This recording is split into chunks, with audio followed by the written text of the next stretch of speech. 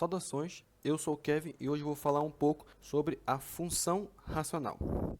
Nas funções racionais, elas são basicamente equações matemáticas que relacionam uma variável com um denominador não é igual a zero. E também elas são muito importantes porque elas são vistas na matemática, física, economia e outras áreas do conhecimento, até na biologia. Vamos lá, na definição de função racional, o que é? As funções racionais elas possuem um numerador e um denominador, que o último não pode ser zero. Tá? No caso, o denominador ele não pode ser zero. Então, dito isso, o denominador e o numerador, eles são basicamente o que na função racional? Eles são dois polinômios. E aí a gente obtém a fórmula geral, que é o f de igual ao p de x sobre o q de x, onde exatamente o q de x ele não pode ser igual a zero. Porque se ele acontece de ser igual a zero, você tem uma divisão por zero. E isso não dá para ser feito na matemática, não dá como dividir algo por zero. E mesmo se acontecer isso, o resultado dessa conta não é muito útil para a gente que quer montar um gráfico, quer mesmo calcular alguma coisa referente à função racional, tá bom? Agora vamos falar aqui do resumo rápido aqui sobre os polinômios, que é basicamente o quê? Um polinômio é uma expressão algébrica que consiste em variável, coeficiente, expoente e pode ter vários termos, cada um dos quais pode ser adicionado ou subtraído. E aqui embaixo a gente tem a forma, vamos dizer assim, a forma geral, como pode ser um polinômio. E aqui embaixo o que a gente pode ver? Que tanto como o an menos 1, o a1, eles são coeficientes constantes. O a0 também, o x ele é a variável. E também tem o n, que ele vai ser o grau do polinômio, que é o expoente mais alto da variável. Ou seja, dependendo do valor desse expoente aqui, a gente sabe o grau do polinômio. E aqui a gente tem alguns exemplos, três rapidamente. Esse primeiro aqui é o polinômio quadrático, tem um ax ao quadrado mais bxc. A gente tem também o polinômio linear, e aqui a gente pode ver uma variável com duas constantes, que é o f de que é igual a m vezes x mais b, e tem um polinômio constante, em que a gente só vai ter uma constante, em que o f de x ele é igual a c e o c ele é uma. Aqui a gente tem algumas características das funções racionais, que no caso temos as assíntotas horizontais, verticais e os polos de zero. Nesse caso, as assíntotas verticais e horizontais elas fazem parte das assíntotas. O que a gente pode classificar como uma assíntota? Uma assíntota ela é uma função racional que pode ter, a função racional ela pode ter assíntota tanto vertical quanto horizontal, como está aí, dependendo do grau do polinômio do p e do q de x. Essas assíntotas elas são linhas que a função ela se aproxima à medida que x se aproxima de valores específicos. E dentro dessas assíntotas, a gente pode ver aqui, nas assíntotas verticais, as funções racionais elas possuem assíntotas verticais que indicam um valor que a função ela não pode assumir. Então, por exemplo, se houver polos na função onde os valores de x para os quais o q de x é igual a zero, essa função ela vai ter a assíntota vertical. Nessa região, a função ela se aproxima infinitamente, mas ela não cruza o eixo x. Porém, por exemplo, se houver zeros no numerador que cancelem os polos, a função ela pode tocar o eixo nessas regiões. Agora, nas assíntotas horizontais. As assíntotas horizontais ela ocorre quando o grau do polinômio no denominador é o mesmo que o grau do polinômio no numerador. Nessa situação, a função ela se aproxima de um valor constante à medida que se aproxima do mais ou menos infinito. Essa função ela pode tocar ou cruzar o eixo, isso dependendo de termos constantes nos polinômios. Agora, nos zeros e polos, ou polos e zeros, é uma função racional. Ela pode ter pontos no domínio em que a função torna-se infinita e zeros, pontos no domínio em que a função ela é igual a zero. Os zeros da função, eles são valores, reiterando aqui na definição dos polos e zeros, os zeros da função eles são valores de x para os quais o p de x ele é igual a zero, e os polos são os valores de x para quais q de x for igual a zero. Os zeros correspondem ao cruzamento da função com um eixo x e polos estão associados às assíntotas verticais. Agora, por que os polos estão relacionados com as assíntotas verticais? Devido à natureza da função racional e o comportamento do denominador da função. Como, por exemplo, vamos considerar a função racional f de x igual a p de x igual a qx, dividido com q de x, que é a fórmula geral. Vamos dizer assim, que o p e o q de x eles são polinômios. Os polos ocorrem quando o q de x é igual a zero, ou seja, são valores de x para os quais os denominadores se anulam. Quando o q de x é igual a zero, a função ela se torna indefinida, porque a divisão por zero ela não é permitida. Nesse caso, a presença dos polos ela pode implicar que a função racional tem pontos onde se torna infinitamente grande ou não está definida. E nesses pontos de indefinição estão associados descontinuidades verticais no gráfico da função. E nesse caso também, vale ressaltar que as assíntotas verticais, por sua vez, elas são linhas verticais, porque a função ela se aproxima à medida que x se aproxima dos polos. Isso ocorre porque, à medida que o x ele se aproxima de um valor para o qual o q de x é igual a zero, a função ela se torna indefinidamente e tende ao infinito ou menos infinito. Ou seja, ela não vai tocar tanto no eixo x quanto no eixo y. Vai ficar ali tangente, vamos dizer assim. Ela está definida, tá. Então, as assíntotas verticais elas indicam o comportamento da função quando o x se aproxima desses valores críticos. Em resumo, esses polos estão associados às assíntotas verticais porque os polos são os valores de x para os quais os denominadores se anulam, resultando em indefinição da função. Agora vamos falar sobre a função racional par. O que é? Uma função racional par, ela é par se somente se o f de menos x ele for igual a f de x para todo x no domínio de f de x. Resumidamente, essa função ela é simétrica em relação ao eixo y. E geometricamente, isso pode significar que a curva da função é simétrica em relação ao eixo y. Ou seja, se você refletir a curva em relação ao eixo y, a curva resultante é idêntica à original. E aqui a gente tem embaixo um exemplo de uma função racional par. E sobre essa parte de ser geometricamente, essa parte geométrica, ela também pode ser replicada nessa função aqui, que é a função racional ímpar, que é basicamente uma função, ela é ímpar se o f de x ele for menos f de menos x para todos os valores de x no domínio da função. Em termo polinomial, essa função é ímpar se o polinômio for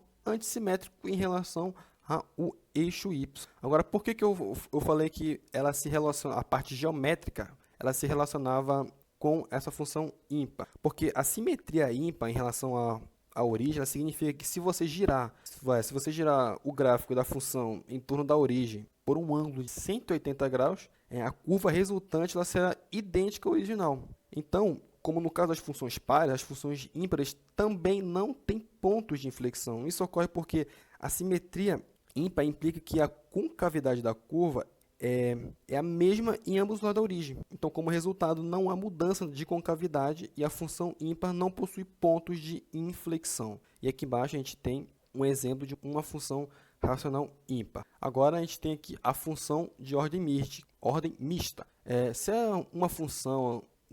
uma função não é par e nem ímpar, ela é chamada de função de ordem mista, ou função geral. Isso ocorre porque quando o grau do numerador p de x não é igual ao grau do denominador q de x, e o numerador não é uma unidade maior que o denominador. E aqui embaixo a gente tem um exemplo de uma função racional de ordem mista, que não é tanto nem par e nem ímpar. Vale também ressaltar aqui, vale também lembrar que para as funções racionais de ordem mista, onde o grau do numerador não é necessariamente igual ao grau do denominador, a situação é um pouco mais complexa. Por exemplo, uma função racional de ordem mista ela pode ser simétrica ou antissimétrica em relação ao eixo y, ou pode não exibir nenhuma dessas propriedades. Vamos considerar uma função racional, f de x igual a função geral, a função de f de x geral. F de x é igual a p de x sobre q de x, onde o p e o q de x são polinômios. Se o grau do p de x for igual ao grau do q de x, a função ela pode ser par ou ímpar, dependendo da simetria dos polinômios individuais. Se a ordem mista ela se refere a uma função em que o grau de p de x é diferente do grau de q de x, então a função não é nem par nem ímpar. Nesse caso, a função ela não exibirá uma simetria clara em relação ao eixo y ou à origem. Então, a presença de uma ordem mista não implica automaticamente na presença ou ausência de pontos de inflexão. A existência de pontos de inflexão ela depende da concavidade da função, que por sua vez está relacionada aos coeficientes dos termos de grau ímpar e dos polinômios do p de x e do q de x. Então, para as funções racionais de ordem mista, essa análise da simetria em relação ao eixo y ou à origem, bem como a presença dos pontos de inflexão, ela vai exigir uma análise mais detalhada dos polinômios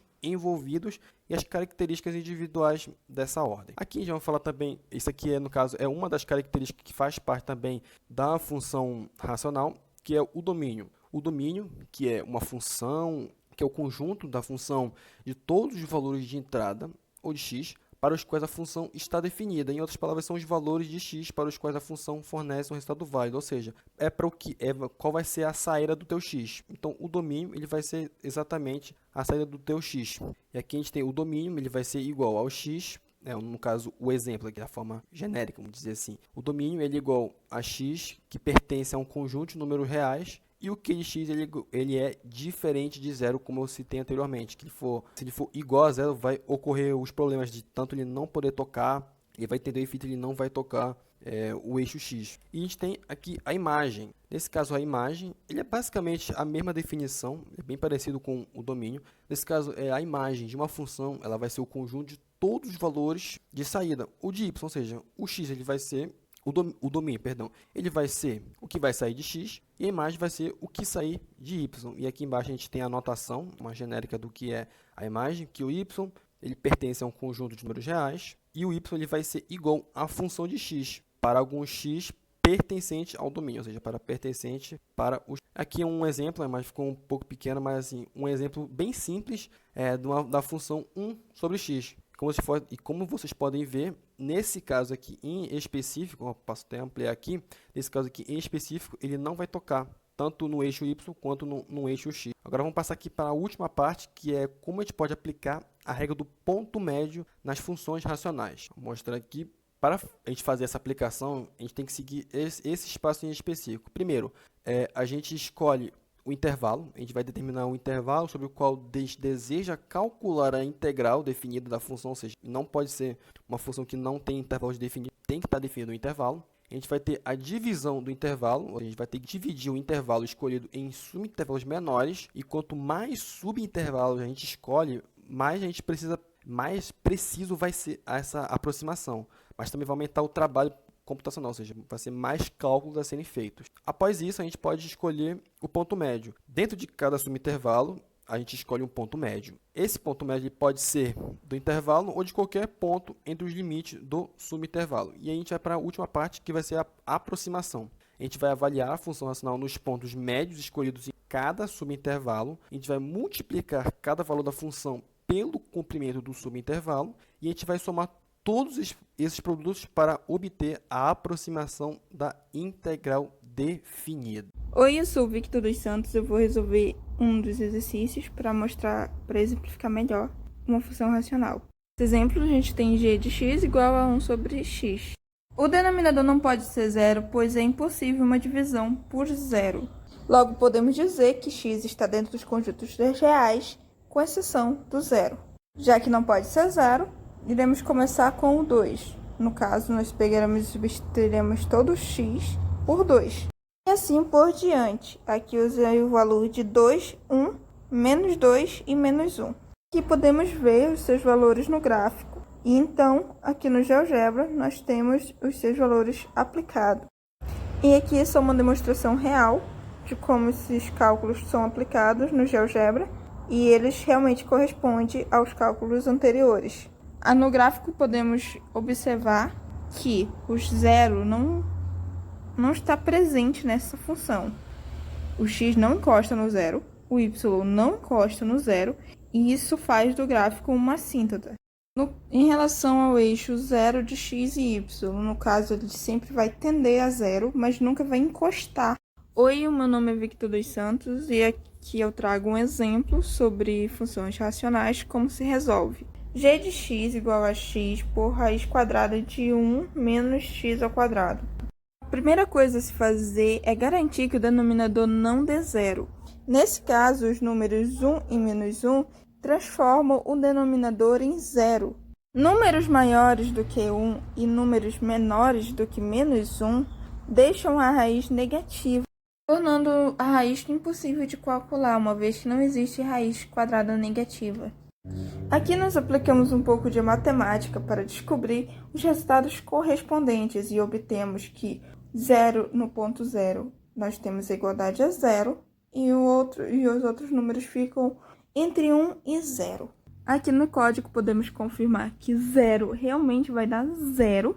Projetando aqui no gráfico, podemos ter a confirmação do que foi dito no começo, que essa função não chega a ser maior do que 1 e também não chega a ser menor do que menos 1. elas sempre tendem a chegar lá, se tornando assim uma função assíntota. Olá, me chamo Luana Lobo. Eu vou explicar aqui a regra do ponto médio, fazendo no gráfico, né? Indicando que o ponto médio a gente pode tirar aqui, né? Um ponto médio entre o x0 e o x1. O ponto aqui para começar a fazer os retângulos, né? Aí isso fazer do mesmo jeito em todos, né? E fazer os pontos médios nos retângulos x0 até o x4. Aqui x/1 até o x/4. E fazer, né? Direção das alturas aqui de fx1 até f de x4. Aí agora vamos fazer, né? Medida final, né? Que é o B menos o A, que é inicial, dividido por 4. Que são as 4 medidas, né? Os 4 retângulos. Aí, igualar ao ΔX. Vou fazer a integral de A até B, f de x dx igual ao aproximado ao Δdx das alturas, né? De f de x/1 mais Δdx de f x/2 mais f de x/3 mais f de x/4. E fica igual ao ΔdX, ao somatório dos f de x/1. São os pontos médios. De 4, né? E igual a 1. Então, a fórmula vai ficar integral de A até B de f de x dx, somatório dx, somatório, né? dn e igual a 1 de f de x/i, né? Que é igual a ΔX, f de x1, x/1, mais f de x2, mais f de x/n, que é igual a ΔdX de f de x, x1, f de x/1, mais ΔdX df. Agora é como calcular o ΔdX, né? A gente vai pegar o ΔdX, né? Que é igual o B, que é o final, né? Menos o A, que é o inicial, né? Aí vai dividir por o N, que é o número de retângulos. Bem, meu nome é Kelso, sou da turma de Ciência da Computação de 2022 e a função que eu vou resolver vai ser essa daqui, função racional. A gente pode ver o gráfico dela aqui no GeoGebra, é esse gráfico bem aqui. Bem, para a gente resolver a integral dessa função, a gente tem que primeiro fazer o seguinte: a gente tem que pegar essa função e simplificar ela um pouco mais. Então, por exemplo, a gente vai ter que mudar algumas coisas. Por exemplo, a gente vai ter que adicionar esse A aqui. O que esse A vai dizer pra gente? Esse A é igual a 2, porque a gente vai poder deixar a função de uma outra forma. A gente vai poder reescrever ela assim, que f de x é igual a 10 sobre a ao quadrado mais x ao quadrado. Porque 2 ao quadrado é igual a 4. Agora a gente pode começar a resolver a nossa integral. Então, é só escrever ela aqui. Vou escrever ela bem aqui. Deixar ela aqui. Vai ficar dessa forma. Daí a gente pega esse 10, que como ele é uma constante, aí a gente coloca ele aqui fora. Aí agora a gente faz o seguinte: a gente pode pegar esse A2, esse A ao quadrado, e reescrever da seguinte forma: A ao quadrado vezes 1 mais x elevado ao quadrado sobre A elevado ao quadrado. Por quê? Porque aí, se a gente fizer a distributiva de novo, aí a gente volta para cá, para essa parte. Feito isso, aí a gente pode pegar esse 1 sobre A ao quadrado e passar para cá para fora, porque também é uma constante. Então vai ficar dessa forma aqui. Fica dessa forma, aí aqui embaixo fica assim. Note que aqui embaixo tem o x ao quadrado sobre A ao quadrado. Aí a gente pode escrever isso de uma outra forma também, que é essa daqui. Aí fica dessa forma aqui. Agora a gente pode fazer o seguinte, a gente pode começar a fazer o método da substituição. O método da substituição dessa forma aqui, ó. Te diz que o U é igual a esse X sobre A. Daí a gente faz o DU, que vai ficar dessa forma aqui, ADU igual a DX. Agora é só substituir na integral, então vai ficar dessa forma aqui, 1 mais U ao quadrado ADU. Esse A aqui, ele é uma constante, então a gente pega ele e coloca também fora da integral. E vai ficar dessa forma aqui. Aí fica 10A sobre A ao quadrado. Isso a gente pode simplificar cortando os A's. Então vai ficar dessa outra forma aqui. O A vai sumir e vai ficar só um A aqui embaixo. É ficar ainda do mesmo jeito aqui na integral. Agora é só resolver. Bem, essa integral aqui tem na internet e ela é resolvida da seguinte forma. Ela é igual a arco tangente de U. Aí eu só não vou resolver ela aqui porque ia demorar muito mais para resolver. E só tem vídeo em inglês, pelo que eu vi, de gente resolvendo essa integral aqui. Daí é só desfazer as substituições. Fica dessa forma aqui. 10 sobre A, arco tangente, aí a gente tira a substituição do U, fica X sobre A. Aí depois a gente tira a outra substituição que a gente fez, que foi o do A. Aí o A é 2 e aqui também. Aí fica dessa forma aqui. 10 sobre 2 é igual a 5, então a gente pode simplificar para que fique dessa forma aqui. Só pegar aqui. Eu não estou escrevendo porque eu não tenho caneta para escrever isso daqui. Bem, agora a gente vai, já que a gente tem o resultado, a gente vai integrar isso daqui. Só arredar isso daqui, colocar bem aqui embaixo, isso, que o resultado deu aqui. Aí a gente vai integrar de 0 até 2. Fazer a integral de 0 até 2. Assim, ó, dessa forma. Então vai ficar 5 arco tangente x sobre 2. Se a gente colocar o 0 aqui, vai ficar 0 sobre 2, aí vai dar 0. Então, o que vai importar pra gente é só a gente colocar o 2 aqui. 2 sobre 2 vai dar 1. Então, vai ficar 5 vezes arco tangente de 1. Indo lá na calculadora, a gente pode ver aqui, esse daqui é o arco tangente. Então, coloca o arco tangente aqui, coloca o 1. Vou dar um igual aqui, só para ele dar o resultado, esse resultado aqui. Aí eu vou ter que multiplicar por 5, como tá lá. Aí dá esse resultado bem aqui. Aí agora, indo testar lá no código, a gente vai comparar os resultados para ver se sai igual. Aqui já está pronto. Primeiro eu vou testar com 5 iterações. Botando para rodar aqui. Deu 3,93, 11,57. E o resultado aqui é 3,92. Viu que já tá próximo o resultado. Então, se eu aumentar aqui para 1000. 3,92, 69, 91. Indo aqui 3, 92, 69, 90. Já tá bem próximo. Mas eu acredito que ele nunca vai chegar igual como tá lá. Vou adicionar mais um pouco aqui.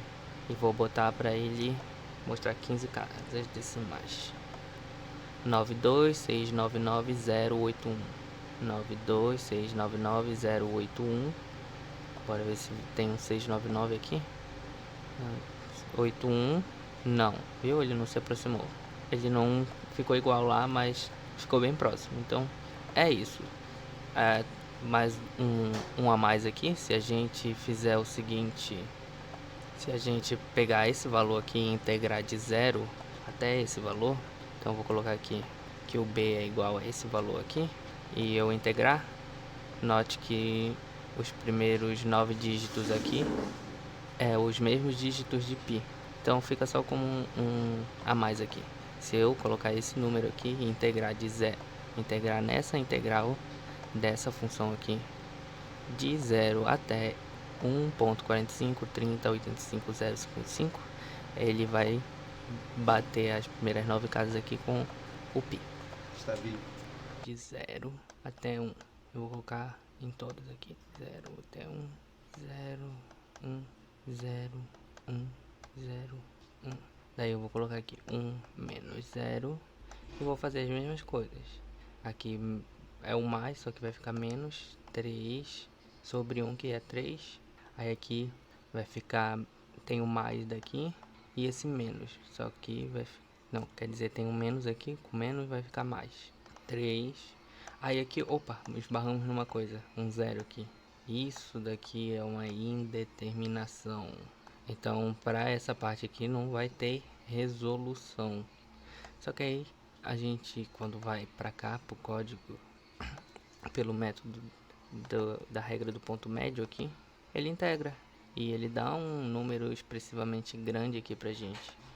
E se a gente for olhar aqui no gráfico, a gente vai olhando aqui e vê que subindo ele, praticamente ele nunca vai tocar no zero. Ele nunca vai tocar no zero. No caso aqui, ó, nunca vai tocar nesse eixo Y aqui. Mas como a gente está fazendo pela regra do ponto médio, então o primeiro ponto ele não vai ser zero. Então, Olá, meu nome é Larissa e agora eu vou resolver uma integral, tentar achar o valor real dessa integral para depois comparar com a aproximação que der pela regra do ponto médio. Então a integral que eu vou resolver é essa, de 1 até 2, de seno de raiz de x sobre raiz de x, dx. Eu vou usar o método da substituição, então raiz de x eu vou chamar de u, então u igual a raiz de x, que raiz de x é a mesma coisa do que 1 elevado a meio.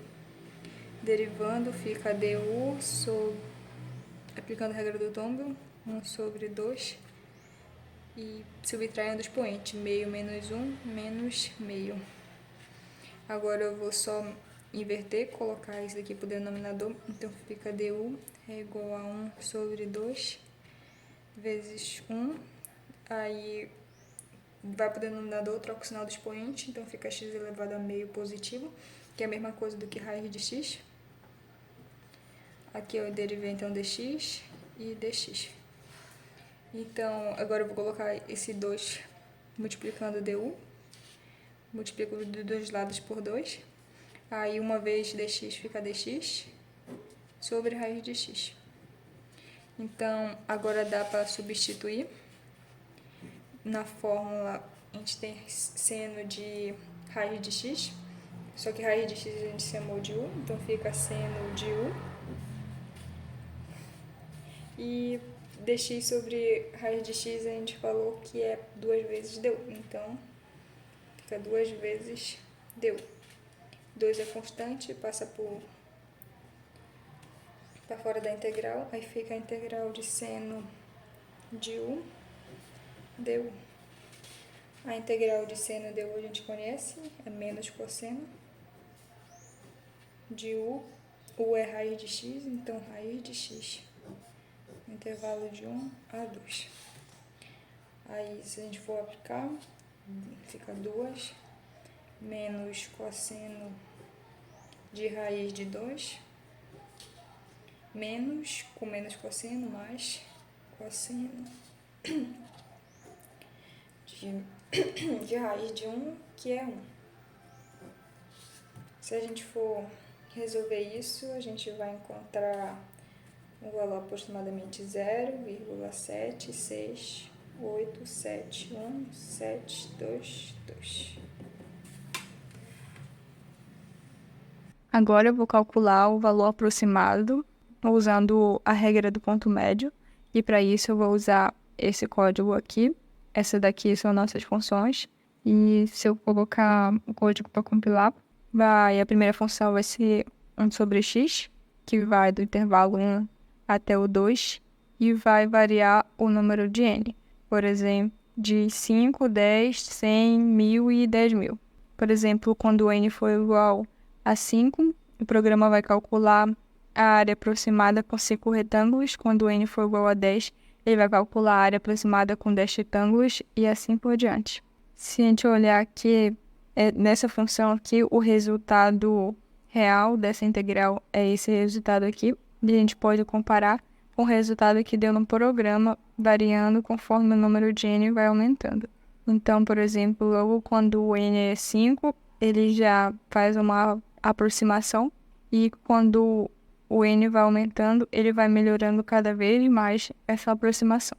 Quando o n chega igual a 10.000, ele fica igual ao valor real dessa integral com 8 casas decimais. Agora, essa segunda função aqui, foi a que eu calculei, de seno de raiz quadrada de x sobre raiz quadrada de x. Esse daqui é o resultado que eu tinha chegado. E esse daqui é o resultado do programa, conforme os valores de n. E a gente pode ver ele se aproximando cada vez mais conforme o número de n vai aumentando. E quando o n chega a 1000, ele dá o mesmo valor, com 8 casas decimais, do resultado real. E quando dá 10.000, o mesmo. Então, agora, essa última função aqui, que é x dividido por raiz de 1 menos x ao quadrado, no intervalo de 1 até 1, de 0 até 1, vai ser esse daqui, essa função, e o resultado dela vai ser 1. Esses são os valores no programa, e percebam que vai melhorando o resultado conforme o tamanho de n, e quando chega em 1000 retângulos, esse é o valor, usando o método do cálculo do ponto médio. Então, essas duas funções aqui, elas se saíram melhor em termos de aproximação do que essa última função. Isso porque o que diz o quão boa vai ser uma aproximação é o número de retângulos, o intervalo também e a própria função. Como podemos ver, aqui essas duas aqui foram melhor.